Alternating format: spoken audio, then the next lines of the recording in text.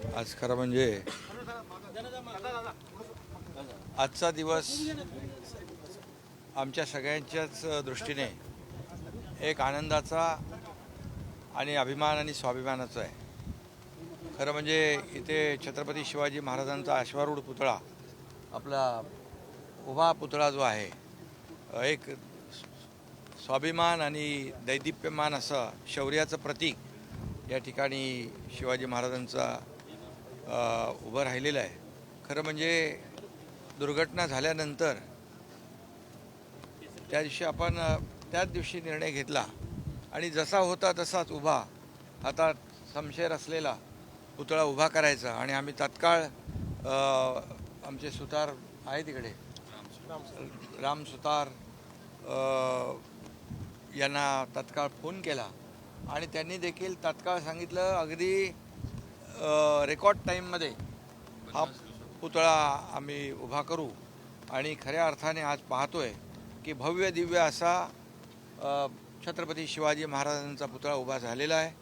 आणि खऱ्या अर्थाने इथं छत्रपती शिवप्रभूंच्या पदस्पर्शाने पावन झालेली भूमी आहे आणि इथे शिवाजी महाराजांच्या पावलांनी या ठिकाणी इकडची सगळा निसर्ग, इकडचं सगळंच पावन झालेलं आहे. आणि अशा ठिकाणी हा पुतळा उभा राहिलेला आहे.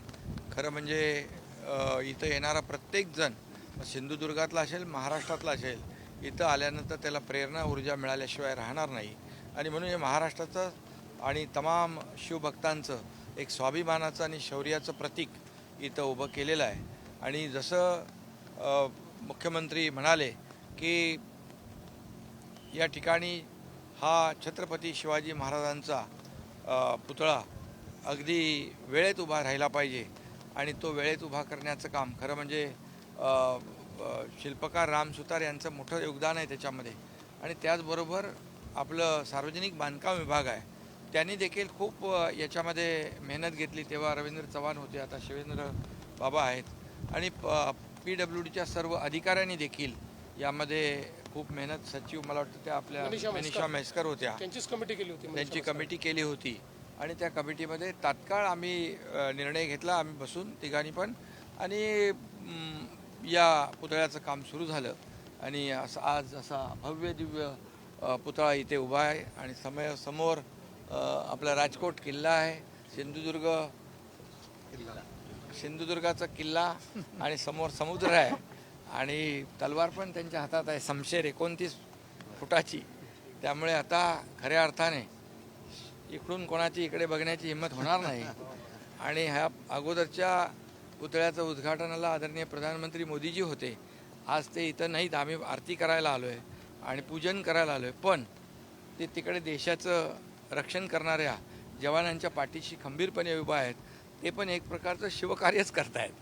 आणि म्हणून मी आज ज्यांनी यामध्ये सहभाग घेतलेला आहे, योगदान दिलेलं आहे, त्या सगळ्यांचं मनापासून मी अभिनंदन करतो.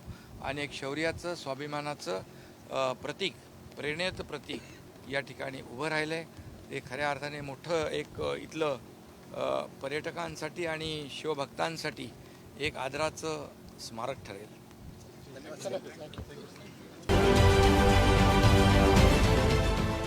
देश विदेशातील प्रत्येक घडामोडींचे लाईव्ह अपडेट मिळवण्यासाठी आता साम टीव्हीच्या सर्व सोशल मीडिया प्लॅटफॉर्मला लाईक, फॉलो आणि सबस्क्राईब करा. तसंच सर्व नोटिफिकेशनसाठी बेल आयकॉन प्रेस करायला विसरू नका.